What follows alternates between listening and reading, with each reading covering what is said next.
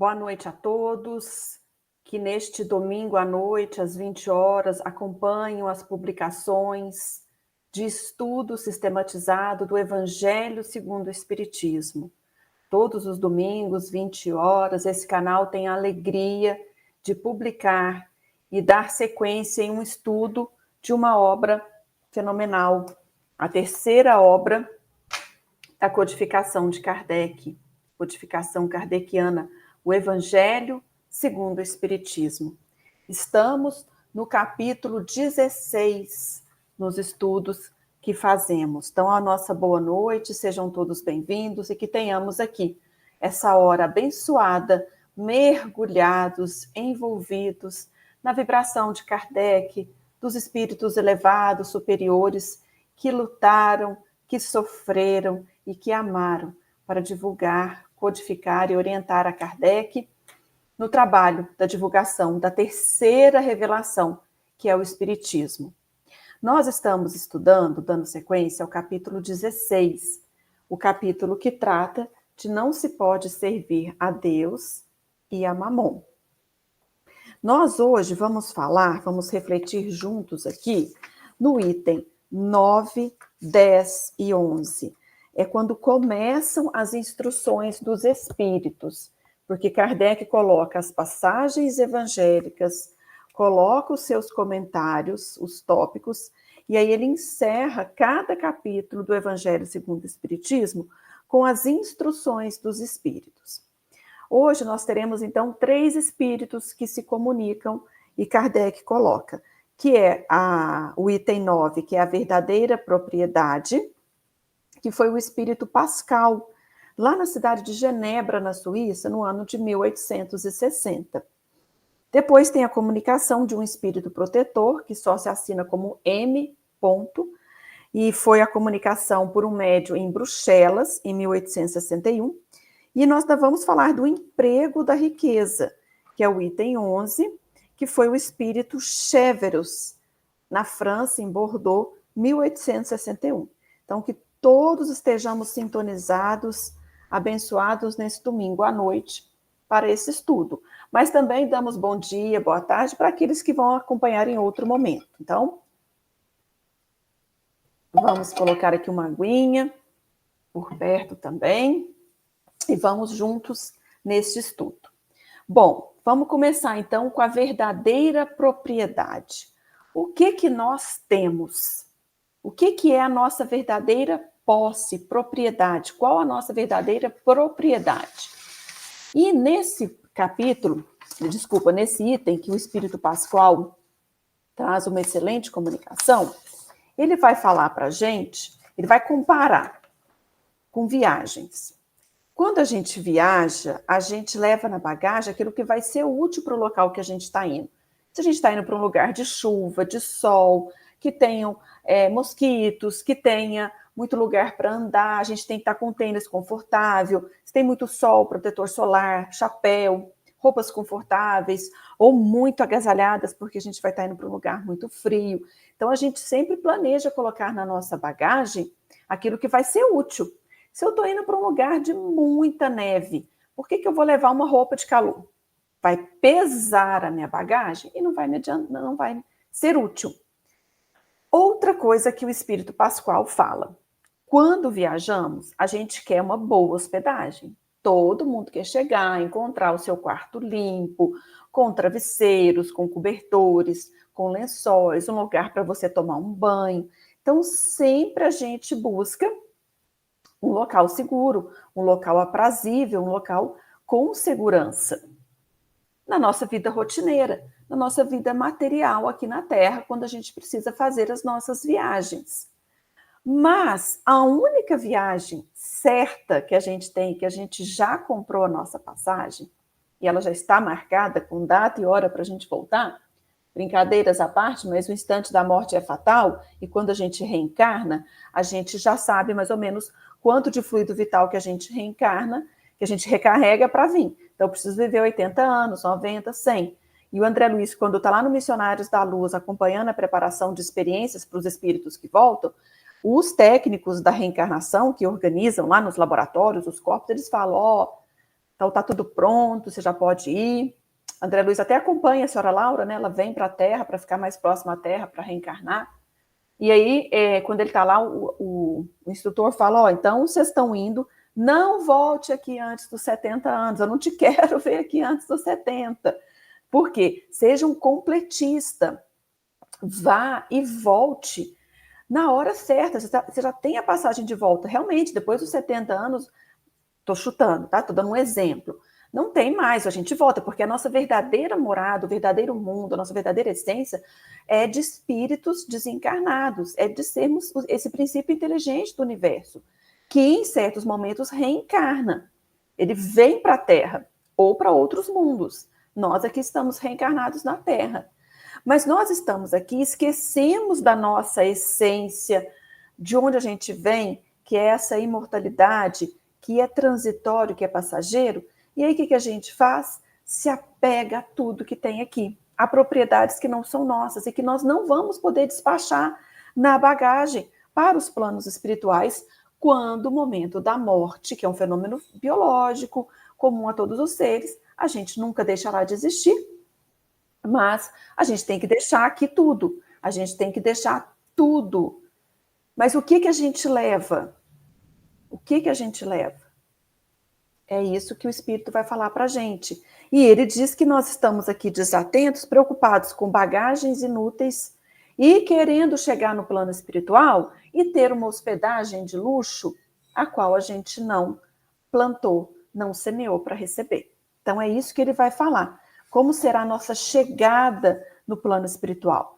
Então, essa breve explicação que eu fiz, um resumo, eu vou ler aqui, pausando, para não ficar cansativo. Quem tiver aí o Evangelho segundo o Espiritismo, entra conosco aí no item 9, a verdadeira propriedade. O homem só possui em plena propriedade aquilo que é dado levar deste mundo.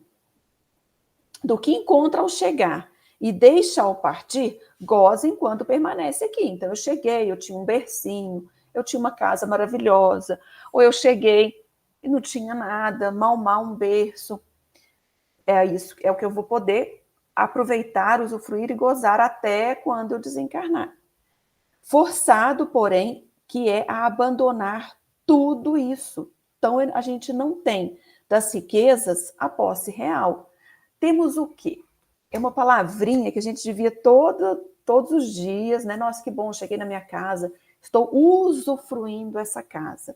Eu sou usufrutuário dessa casa. Nossa, que casa linda, essa casa é sua? Essa casa é minha enquanto eu estiver encarnada aqui na Terra. Eu estou usufruindo dela. Então, eu trabalhei, tenho essa casa, eu estou usufruindo. Quando a morte chegar, eu tenho que deixar, eu não vou levar nenhuma pecinha.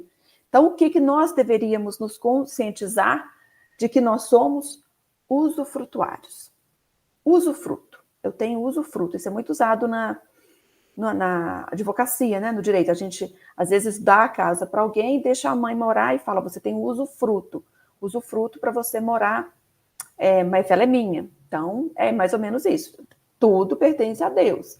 Só que ele fala, vou te colocar ali no plano, na Terra, você vai ter usufruto, você vai ter casa, vai ter as coisas todas lá, você vai usufruir. Na hora que acabar seu tempo, você devolve. Então, o que a gente possui? Nada do que é do uso do corpo. Tudo que é do uso da alma. A inteligência, os conhecimentos, as qualidades morais. Isso que ele traz e leva consigo, o que ninguém lhe pode arrebatar, o que será de muito mais utilidade no outro mundo do que neste.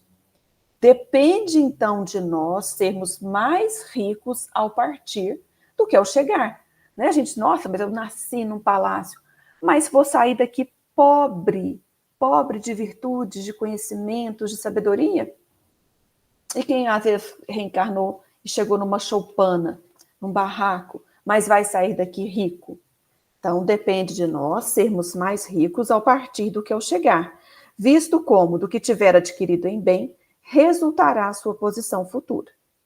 Então, ele diz assim, que ao viajante que chega a um albergue, bom alojamento, é dado se o pode pagar. Ao outro que tem poucos recursos, ele vai ficar num quarto mais simples. Tanto é que toda vez que a gente vai reservar um hotel, Ele tem o quarto standard, o luxo, a suíte presidencial, tem o que é compartilhado, que não tem banheiro, é sempre assim, a gente vai de acordo com o que a gente tem de dinheiro, terreno aqui para pagar. Quanto ao que nada tenha de seu, vai dormir numa enxerga. André Luiz chegou lá, ficou hospedado na casa de Lísias, né? Um amigo por acréscimo de misericórdia lá deles. Mas eu acho que eles são conhecidos de outras vidas, gente. Isso é uma ideia minha, que eu vejo alguns trechos de André Luiz lá, conversando com a senhora Laura, uma hora ele está conversando com ela, ele fala, parece que eu te conheço de algum lugar. Eu acho que é porque eles não contaram isso, mas eu acho que eles têm algo de outras vidas. Mas isso é meu, viu, gente? Pelo amor de Deus. É uma ideia que eu tenho. Quando eu leio, eu gosto muito de estudar Nosso Lar. Tem um momento que eles conversam, ele com a senhora Laura, parece que ele fala, parece que eu conheço ela de algum lugar. Bom, então, vai dormir numa enxerga, ou vai dormir na casa de Lísias, né? O mesmo sucede ao homem a chegada no mundo dos espíritos. Depende dos seus haveres o lugar para onde vá. Não será, todavia, com o seu ouro que ele o pagará. Ninguém vai perguntar lá na entrada do plano espiritual quanto você tinha na Terra, quantos seus investimentos, suas aplicações. O que você era? Que posição você ocupava? Era príncipe ou operário? Né? Era espírita, católico ou não sei o quê. Isso eu que estou falando, viu, gente? Não é o que o Pascal fala, não. Porque até na época não tinha o espiritismo, né? Estava sendo codificado. O que vai ser perguntado a nós? Que trazes contigo? Não se lhe avaliarão os bens nem os títulos, mas a soma das virtudes que possua. Então, isso me tocou muito na hora que eu estava lendo. Eu falei, gente, soma de virtudes. O que são as virtudes? O que o Espiritismo pode nos clarear, nos nortear sobre as virtudes? Então, para encerrar o Pascal aqui, ele diz assim, ora, sobre esse aspecto, pode o operário ser mais rico do que o príncipe. Em vão alegará que antes de partir da terra, pagou a peso de ouro a sua entrada no outro mundo. Responder-lhe-ão, os lugares aqui não se compram, conquistam-se por meio da prática do bem. Com a moeda terrestre, has podido comprar campos, casas e palácios. Aqui, tudo se paga com as qualidades da alma. És rico dessas qualidades? Então é bem-vindo e vai para um dos lugares da primeira categoria, onde te esperam todas as venturas. És pobre delas? Vai para um da última, onde será tratado de acordo com os teus haveres. É assim que Pascal fala. E esses espíritos elevados sabem, né? Sabem tudo. Então vamos buscar. O que me chamou a atenção nessa comunicação do Espírito Pascal em Genebra? Ele diz virtudes, a soma de virtudes, qualidades da alma e se nós somos ricos dessas qualidades. Então, no livro dos Espíritos tem uma parte que fala, né, das virtudes e dos vícios. Só ver aqui qual pergunta que é, 893 e 894. Então, vamos ler junto aqui, pessoal. 893 e 894. É começando o capítulo 12 da perfeição moral.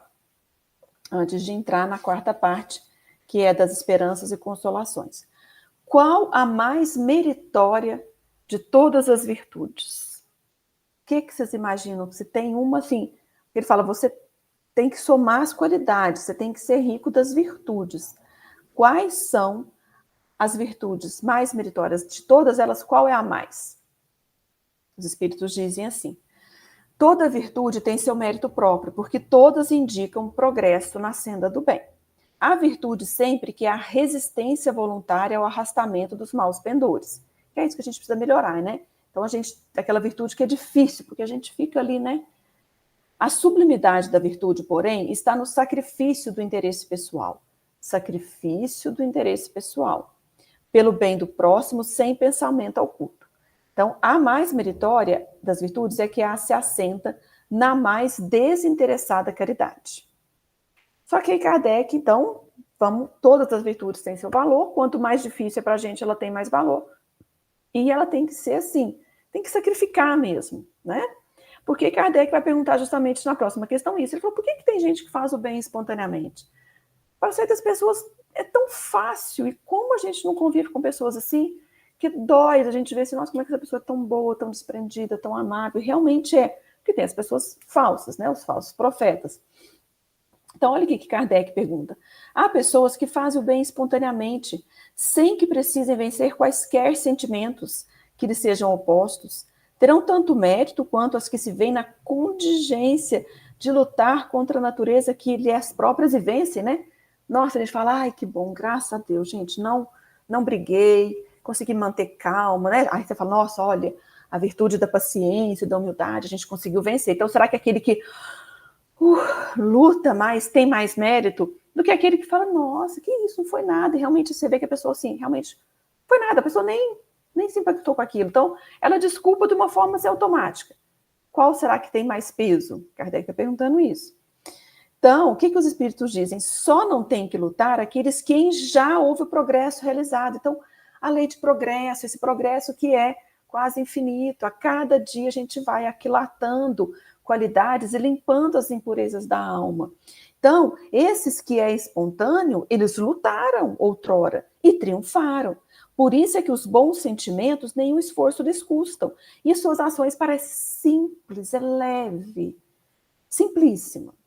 O bem se lhes tornou um hábito. E é isso, gente, que vai ser com todos nós. Olha que alegria. Todos chegaremos aí aos espíritos de sabedoria, espíritos elevados, espíritos puros, todos. Aí Kardec, os espíritos dizem para Kardec, devida lhes são as honras que se costuma tributar a velhos guerreiros que conquistaram os seus altos postos. Então, aí ele diz assim, como a gente ainda está longe da perfeição, tais exemplos vos espantam, pelo contraste com o que tendes à vista, e tanto mais os admirais, quanto mais raros são. Né? A gente fica chocada, né? Com, às vezes, a bondade de pessoas, né? Ficais sabendo, porém, que nos mundos mais adiantados do que o vosso, constitui a regra, o que entre vós representa a exceção.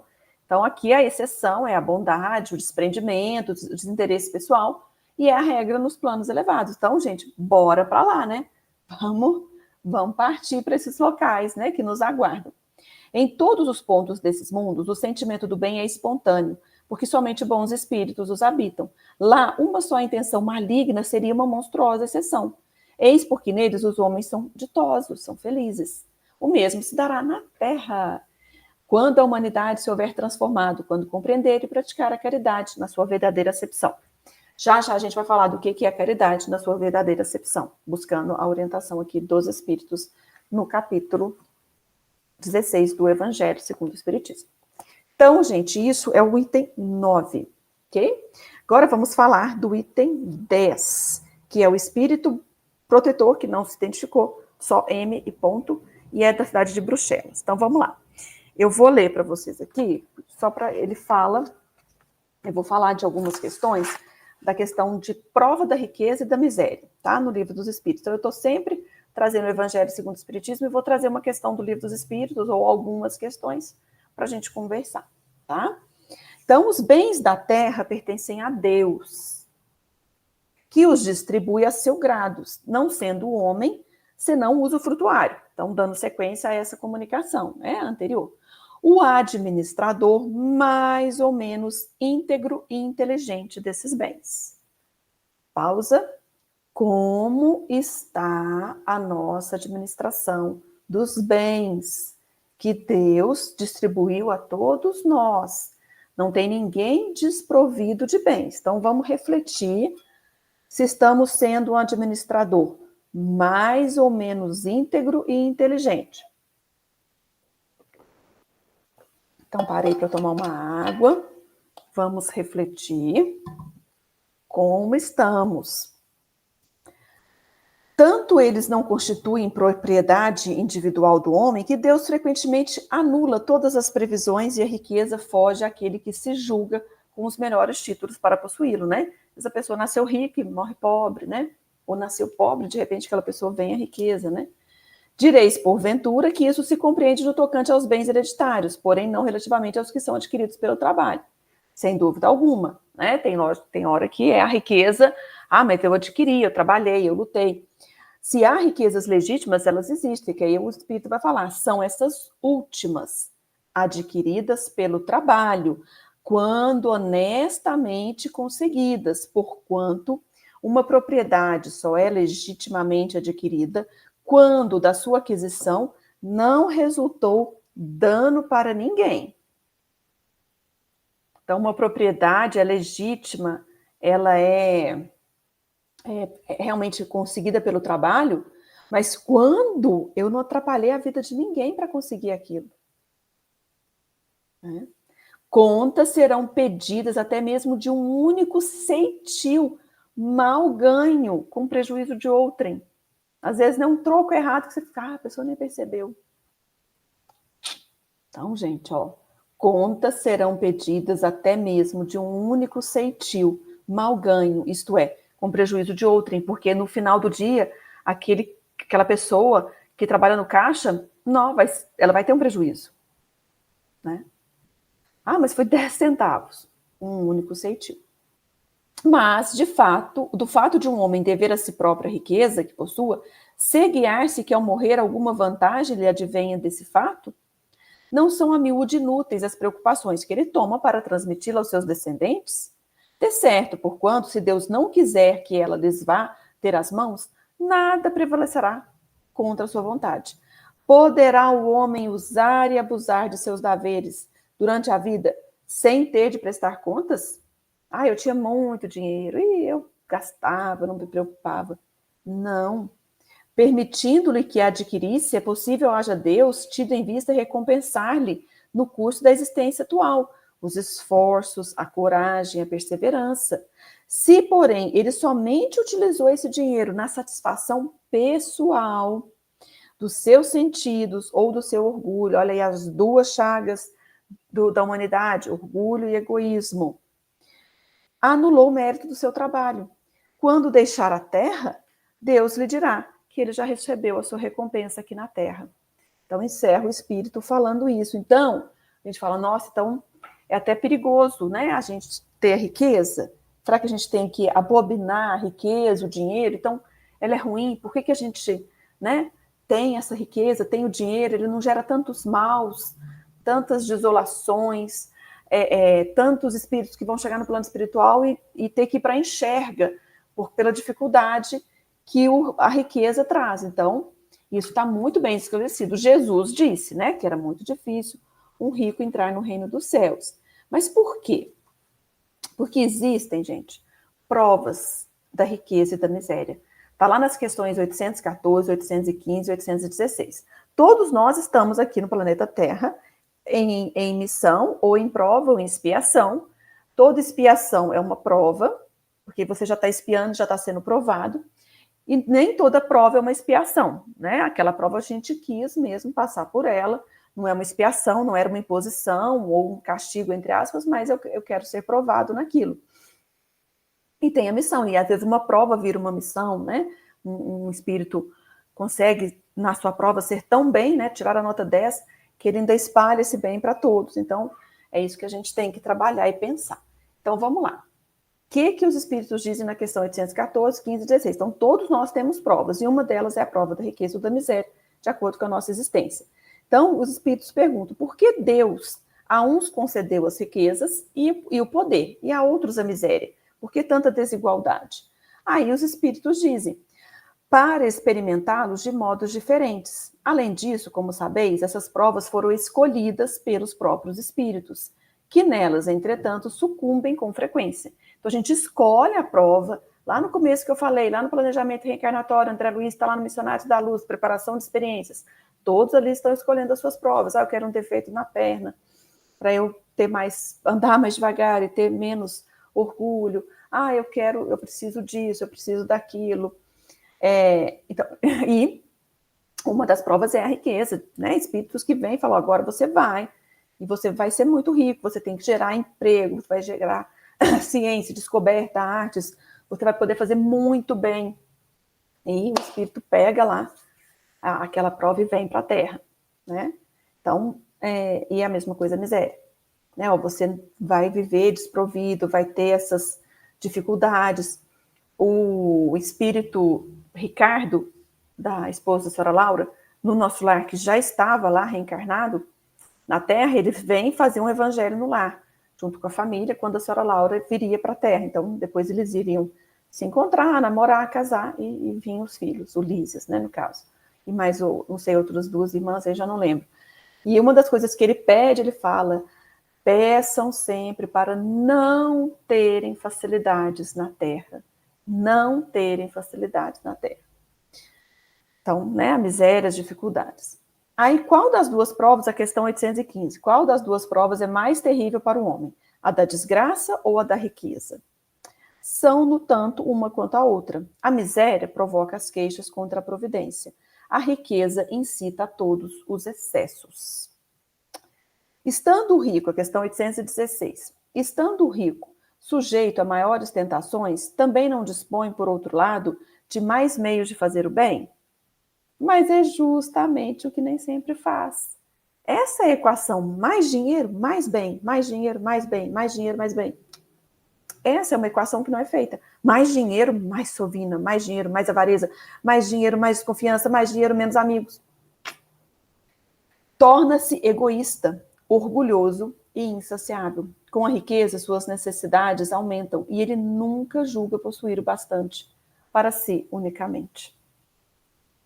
Lê de novo, gente, olha. É justamente o que nem sempre faz. Era para a riqueza gerar muito bem, e é justamente o que o rico não faz. Torna-se egoísta, orgulhoso e insaciável. Com a riqueza, suas necessidades aumentam, e ele nunca julga possuir o bastante para si unicamente. Nossa, então a gente está aqui escutando domingo à noite, né, essa reflexão. Nossa, então vamos acabar com os ricos, vamos ter preconceito contra eles, e tem muito, né, gente? Muito preconceito contra a pessoa rica. Vamos excluí-los, né? É um mal da humanidade. Moeda e Trabalho. Livro da Esperança, capítulo 46. Se muitos corações jazem petrificados na terra, na sovinice, fujamos de atribuir ao dinheiro semelhante calamidade. Condenar a fortuna pelos desastres da avareza ou da abundância, disso tudo que eles falam aqui, né? Do egoísmo, do orgulho, do insaciável, seria o mesmo que espancar o carro pelos abusos do motorista. Ah, esse carro bateu. Não, é o motorista que foi imprudente. A culpa não é do carro. Aí ele dá exemplo do fogo. O fogo é companheiro do homem desde a aurora da razão. E por que surjam de vez em vez incêndios arrasadores, ninguém reclamará do mundo o disparate suprimi-lo.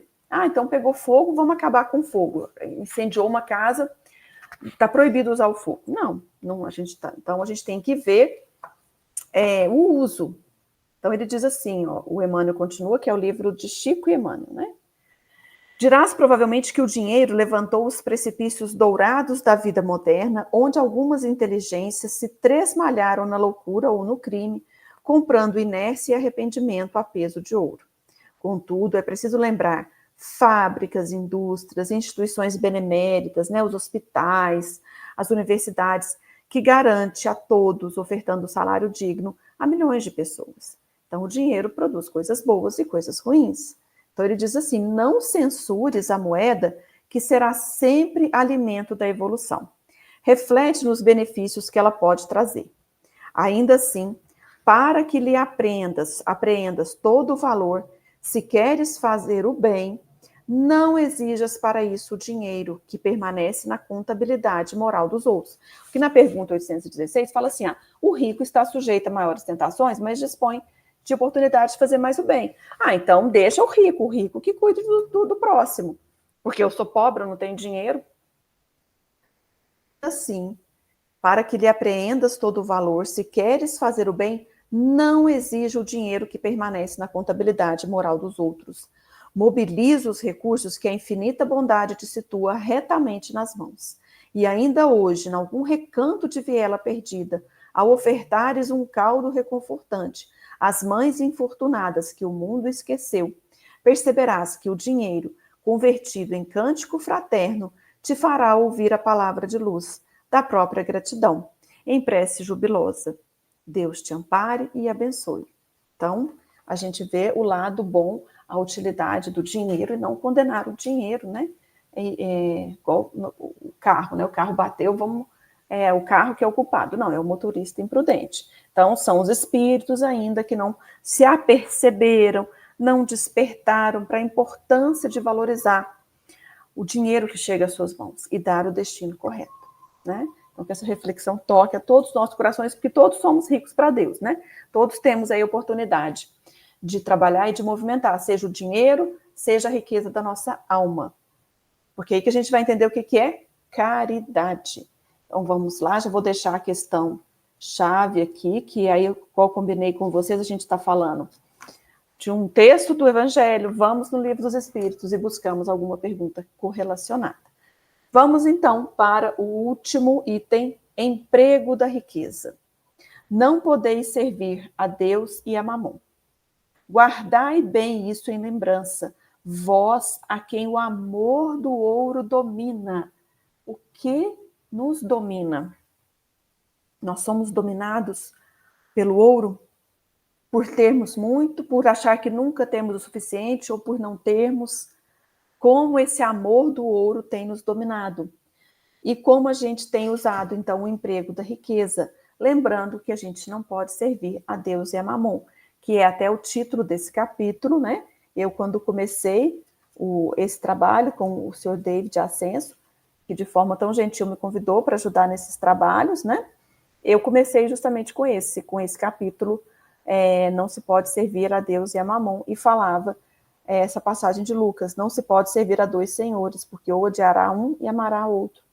Então, a gente está indo nessa sequência, ainda vamos, domingo que vem, mais outros, e depois entramos no capítulo 17, então não deixem de participar, de compartilhar, né, de curtir, e espalhar a bênção do Evangelho segundo o Espiritismo, ainda mais quando é sistematizado, né, um estudo que vem dando essa sequência. Então, agradeço o convite, e a gente aproveita para que vocês convidem, né, mais pessoas para estarem assistindo conosco no domingo à noite. O que nos domina? O amor do ouro? Então, ele vai falar justamente isso. Ó.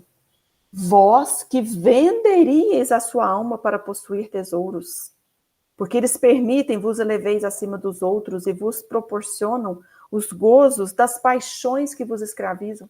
É só uma bola de neve. Você se deixa dominar pelo ouro, você começa a vender tudo para ter, você começa a ter paixões, gozos materiais, vai ficando no insensato da parábola do Cristo, né? Que ele fala, nossa, eu estou produzindo muito, eu vou construir mais celeiros, né? E ele fala, nossa, então tenho descanso para minhas almas. E aí chega o momento da morte, ele fala, o que você está juntando? Né? Para quem será? Hoje mesmo eles vão pedir tua alma. Então, esse domínio do ouro, dos tesouros, causa em nós a loucura, a insensatez. Então, não podeis servir a Deus e a Mamon. Se, pois, sentir vossa alma dominada pelas cobiças da carne, dai-vos pressa em alijar o jugo que vos oprime, porquanto Deus justo e severo, Deus justo e severo vos dirá, que fizeste, econômo infiel, dos bens que te confiei? Esse poderoso móvel de boas obras exclusivamente o empregastes na tua satisfação pessoal. Então, era para espalhar o bem e eu empreguei só para mim. Aí ele diz assim, qual então, continuando, é o espírito Chéverus de Bordeaux. Qual então o melhor emprego que se pode dar à riqueza? Procurai nessas palavras. Amai-vos uns aos outros. A solução do problema. Elas guardam o segredo do bom emprego das riquezas. Aquele que se acha animado do amor do próximo tem aí toda traçada a sua linha de proceder. Linha de proceder. O Cristo falou, eu sou o caminho, a verdade, a vida. Ninguém vem ao Pai senão por mim. Existe um caminho. E Jesus traçou, amando ao próximo e vivendo e demonstrando isso a todo momento. E ele pede para que nós façamos o mesmo. Então, nós estamos animados pelo amor ao próximo, traçamos a nossa linha de proceder na caridade, ou estamos sendo dominados pelo ouro, pela cobiça, vendendo tudo que temos para tesouros que vão nos escravizar, escravizar, escravizar. Então, ele continua o espírito aqui. Na caridade está para as riquezas o emprego que mais apraz a Deus. Não nos referimos, é claro, a essa caridade fria e egoísta que consiste em a criatura espalhar ao seu redor e ao seu derredor o supérfluo de uma existência dourada. Então, não é dar aquilo tudo que nos sobra, aquilo tudo que está na nossa consciência pesando, do tanto que eu podia ter espalhado bem e eu estou na minha satisfação pessoal. Aí eu saio dando tudo para as pessoas, achando que é uma caridade, e dou assim de forma fria e egoísta. Essa não é a caridade. Então, ele vai falar aqui para a gente, do meio para o final desse capítulo, muito importante a questão da caridade. Referimos-nos à caridade plena de amor, que procura a desgraça e a ergue, sem a humilhar. Procura, então, a desgraça e a ergue sem a humilhar. É a caridade plena de amor. Mas, aí ele diz assim, e que dá, não, peraí, agora eu voltei aqui, rico, dá do que te sobra, faze mais, dá um pouco do que te é necessário, porquanto o de que necessitas ainda é supérfluo. Se a gente achar, não, mas eu ainda preciso de mais uma garrafinha d'água, ainda vai ser supérfluo. Então, dá a garrafa. Não é assim que Jesus falou? Se alguém te pede a capa, dá também a túnica, né? Pediu para andar 1000 passos, caminha 2000. Ele diz assim, ó, mas dá com sabedoria. Não repilas o que se queixa com receio de que te engane. Vai à origem do mal. Alivia primeiro. Em seguida, informa-te e vê se o trabalho, os conselhos, mesmo a afeição, não serão mais eficazes do que a tua esmola. Ensina a pescar, né, gente? Não dá o peixe. Né? Tem hora que a gente tem que dar o peixe. Então, não é uma regra que a gente, né, causar assim, polêmica. Dá o peixe ou ensina a pescar? Qual que é a aflição nesse momento? É a fome do corpo? Dá o peixe. Vai à origem do mal. Mas não fica só dando o peixe. Aí o que ele está explicando aqui, ó. Informa-te. Essa pessoa, como que é? Qual a situação? Ele fala. Vê se o trabalho, os seus conselhos e mesmo a sua afeição não são melhores do que a esmola. Tem hora que a fome não é de peixe, não é de pão, é de um abraço, de um olhar, de uma atenção, de dar uma oportunidade e de ensinar a fazer, a trabalhar, para que a pessoa consiga, com o seu próprio esforço, ter o seu pão, ter o seu peixe. Então, não deu peixe, ensina a pescar. A gente tem que avaliar caso a caso. Difunde em torno de ti como os socorros materiais, o amor de Deus, o amor do trabalho, o amor do próximo. Coloca tuas riquezas sobre uma base que nunca lhes faltará e que te trará grandes lucros, que são a das boas obras. Então, a base da nossa riqueza deve estar nas boas obras. A riqueza da inteligência deve utilizá-las como a do ouro. Derrama em torno de ti os tesouros da instrução. Derrama sobre teus irmãos os tesouros do teu amor, e eles frutificarão. Então, aqui o Espírito encerra nos dizendo isso. Qual é a verdadeira caridade? Essa caridade que vai ao encontro do desgraçado, que, se é necessário, ele socorre materialmente, mas ele faz isso primeiro para extinguir ali aquela chaga. É quando a gente chega no hospital, né? Tem os níveis ali de atenção, de emergência. Então, às vezes, a emergência é a fome do corpo, mas depois a gente tem que estudar, entender e ver se o nosso trabalho, os conselhos, a nossa afeição não são mais importantes naquele momento para prosseguir do que continuar dando. Porque a gente dá do dinheiro que nos sobra, nenhum esforço nos faz. Às vezes a gente acha que a gente dá o supérfluo.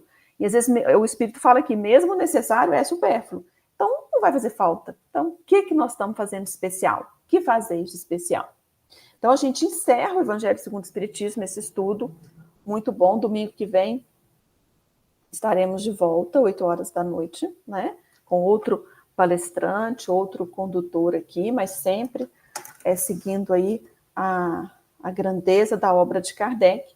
E aí ele pergunta qual que é o verdadeiro sentido da palavra caridade, como entendia Jesus. Então a gente encerra com a questão 886 do Livro dos Espíritos, qual o verdadeiro sentido da palavra caridade? É o BIP. benevolência para com todos, indulgência para as imperfeições dos outros e perdão das ofensas. Ué, mas não é dar o dinheiro que nos sobra, aquela moeda que está incomodando no bolso, não é dar aquela roupa estragada que você não usa mais, aquele sapato apertado. Qual o verdadeiro sentido da palavra caridade, como a entendia Jesus? Caridade é benevolência para com todos, indulgência para com as imperfeições dos outros e perdão das ofensas. O amor e a caridade, segundo Kardec, agora eu estou lendo a resposta, né? E agora o comentário de Kardec. O amor e a caridade são um complemento da lei de justiça, pois amar o próximo é fazer-lhe todo o bem que nos seja possível e que desejaríamos que nos fosse feito. Tal o sentido dessas palavras de Jesus: amai-vos uns aos outros como irmãos. A caridade, segundo Jesus, não se restringe à esmola. Abrange todas as relações em que nos encontramos com os nossos semelhantes, sejam eles nossos inferiores, nossos iguais ou nossos superiores. Ela nos prescreve a indulgência, porque de indulgência precisamos nós mesmos, e nos proíbe que humilhemos os desafortunados, contrariamente ao que se costuma fazer, né? A gente toca trombeta, né? Apresente-se uma pessoa rica e todas as atenções e deferências lhe são dispensadas. Se for pobre, toda a gente como que entende que não precisa preocupar-se com ela. No entanto, quanto mais lastimosa seja a sua posição, tanto maior cuidado devemos pôr em lhe não aumentarmos o infortúnio pela humilhação. O homem verdadeiramente bom procura elevar aos seus próprios olhos aquele que lhe é inferior, diminuindo a distância que os separa. O homem, a mulher, o ser verdadeiramente bom procura elevar aos seus próprios olhos aquele que lhe é inferior, diminuindo a distância que os separa. Muita luz, muitos ensinamentos, abençoada doutrina espírita, abençoados trabalhos online em que podemos conversar, conhecer novos amigos, espalhar a bênção de um domingo à noite, a gente poder estar refletindo sobre Jesus, sobre o emprego da riqueza, sobre a verdadeira propriedade, tendo acesso a livros, a instruções e a caminhos e roteiros de vida sensacionais, vibrantes, estimulantes. Então, que essas lições, que esses livros, que esse momento toque os nossos corações, toque ao meu, ao seu, da sua família, para que a gente possa ter uma bagagem riquíssima, para que possamos nos encontrar no plano espiritual felizes por estarmos ali, trabalhando, por termos feito bem, por termos somado em nós uma bagagem de muita qualidade moral, por termos trabalhado em nós as virtudes e chegarmos ricos para Deus no plano espiritual, no nosso retorno para a nossa verdadeira morada, a nossa verdadeira essência, e para que a gente busque seguir rumo à luz, à casa do Pai. Que Jesus nos abençoe, abençoe a todos os trabalhadores envolvidos nessa transmissão, nesse trabalho, a todos que dedicam as suas horas no trabalho do bem e no trabalho abençoado da divulgação da doutrina espírita e do Evangelho de Jesus. Muita paz e muita luz a todos. E até o próximo encontro.